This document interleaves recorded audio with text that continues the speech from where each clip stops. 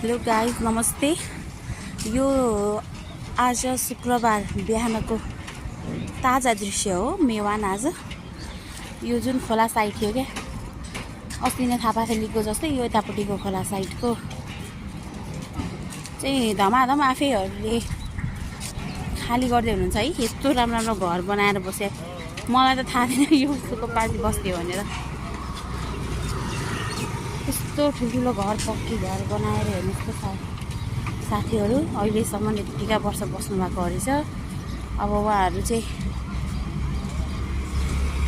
धेरै जसो त खाली घरै खाली भएर मान्छे सामान रातारात सारेको अवस्था देखेको होइन, खाली गरेर गइसकेको अवस्था छ सबै।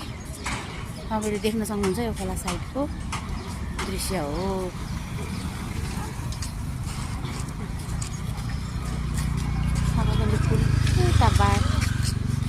बाहिर भयो है, सफत गऱ्यो। यस्तो छ अहिलेको यहाँ मान्छेहरू थुप्रै हेर्न आउनुभएको छ र प्रहरीहरू पनि एकदमै धेरैभन्दा धेरै मात्रामा चाहिँ तैनात हुनुहुन्छ। सायद यो अब आजभोलिमा डोजर पनि चल्छ होला।